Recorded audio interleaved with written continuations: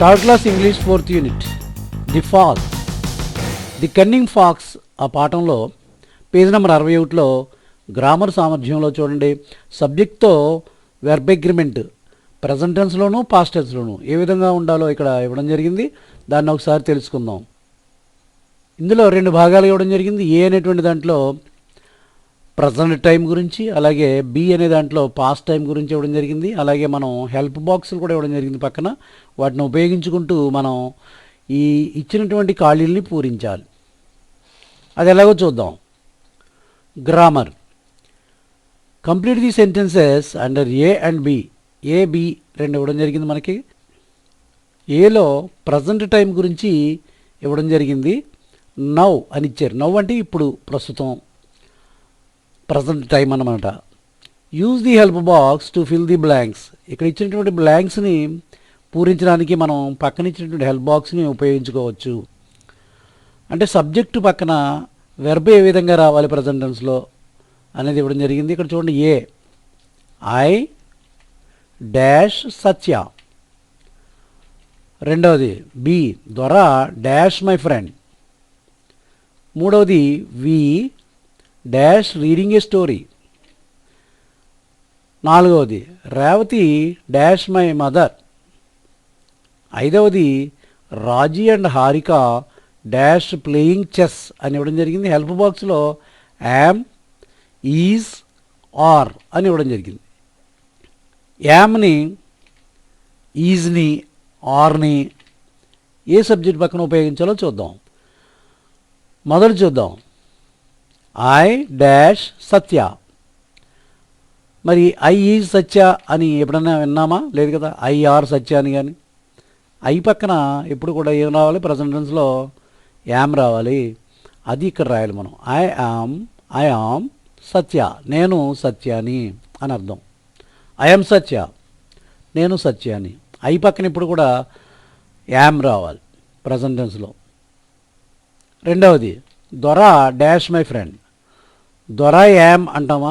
దొర అనేది third person singular number కాబట్టి థర్డ్ పర్సన్ సింగులర్ నెంబర్ పక్కన ఇప్పుడు ఈజ్ రావాలన్నమాట. అంతే తప్ప దొర యామ్ మై ఫ్రెండ్, దొర ఆర్ మై ఫ్రెండ్ అనకూడదు.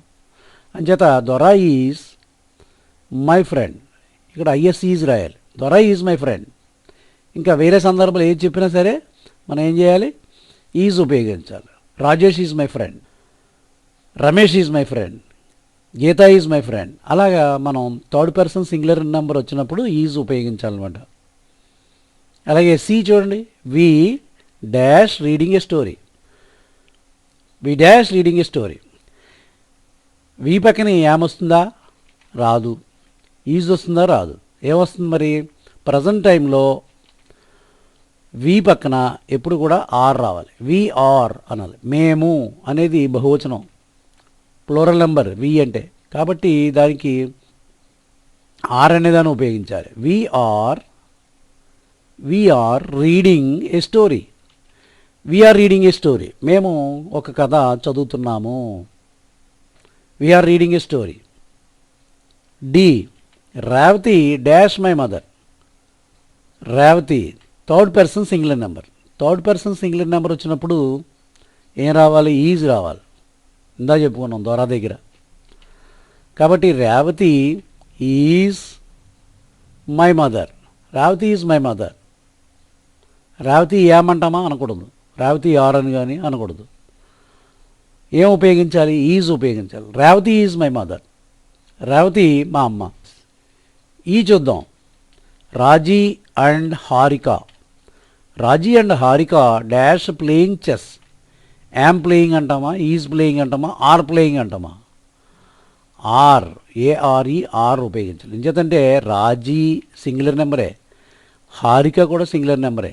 బట్ వీళ్ళిద్దరిని అండ్ అనేటువంటి కంజంక్షన్తో కలిపాం కాబట్టి ఏమైంది? ఇదంతా సబ్జెక్టు రాజీ అండ్ హారిక అంటే ఇద్దరు, అంటే బహువచనం అయిందనమాట, ప్లూరల్. కాబట్టి దీని పక్కన ఏం ఉపయోగించాలి? ఆర్ ఉపయోగించాలి. Raji and Harika are playing chess. Raji మరియు హారిక ఇద్దరు కూడా చెస్ ఆడుతున్నారు అని అర్థం. ఈ విధంగా ప్రజెంట్ టైంలో ఫస్ట్ పర్సన్ సింగులర్ నెంబర్ వచ్చినప్పుడు యామ్ ఉపయోగించాలి. అలాగే ఫస్ట్ పర్సన్ ప్లూరల్ నెంబర్ వి వచ్చినప్పుడు ఆర్ ఉపయోగించాలి. థర్డ్ పర్సన్ సింగులర్ నెంబర్ వచ్చినప్పుడు ఈజ్ ఉపయోగించాలి. ఇక్కడ చూడండి రేవతి ద్వారా వీళ్ళిద్దరూ కూడా థర్డ్ పర్సన్ సింగులర్ నెంబర్ కాబట్టి ఈ పక్కన మనం ఏం ఉపయోగించాం, ఈజ్ ఉపయోగించాం.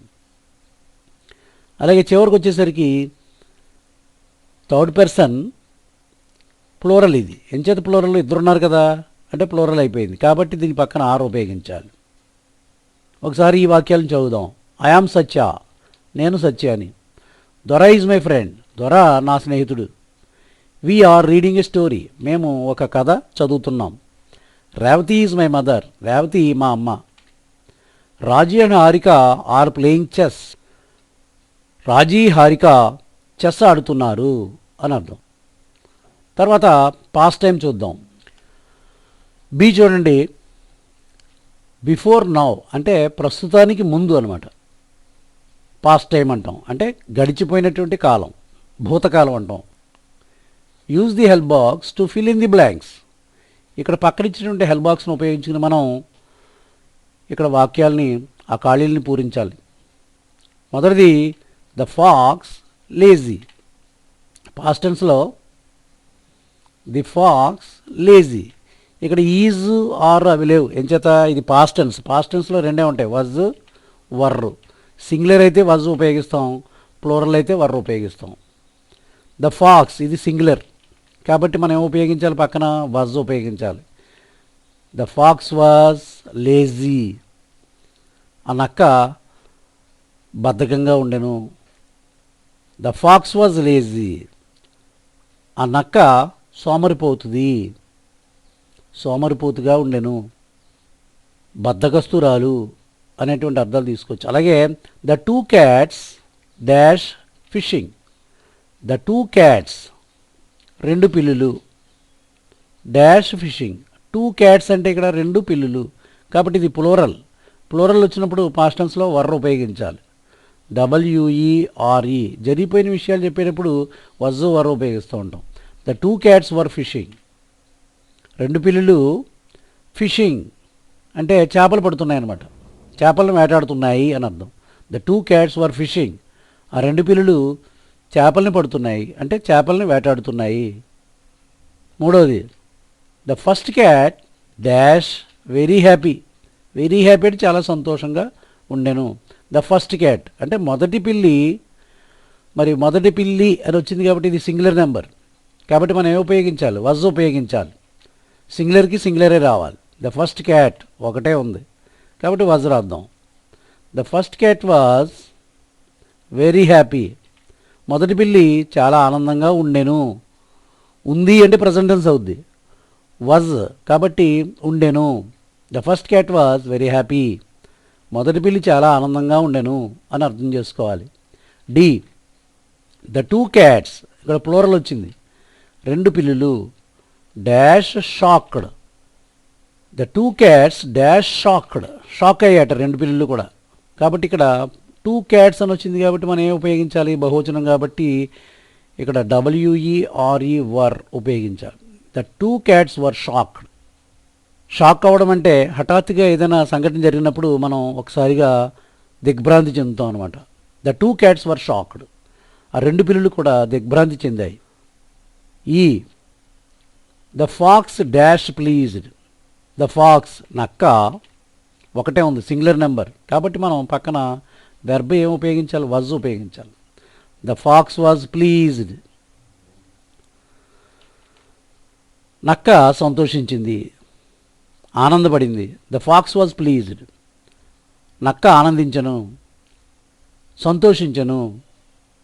ఈ విధంగా అర్థం చేసుకోవచ్చు. మరొకసారి ఈ వాక్యాలను చదువుదాం. ద ఫాక్స్ వాజ్ లేజీ, నక్క సోమరిపోతూ లేకపోతే బద్ధకస్తురాలుగా ఉండెను. వజ్ కదా అంటే పాస్ట్ టెన్స్.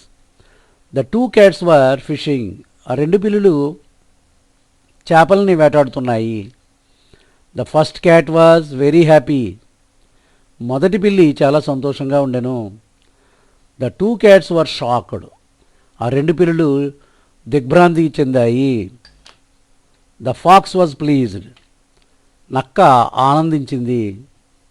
ఈ విధంగా ఈ వాక్యాల్ని మనం అర్థం చేసుకోవాలి. అలాగే ఇచ్చినటువంటి హెల్ప్ బాక్స్ నుంచి సబ్జెక్ట్తో వెర్బ్ అగ్రిమెంట్ని గుర్తించాలి, గమనించాలి.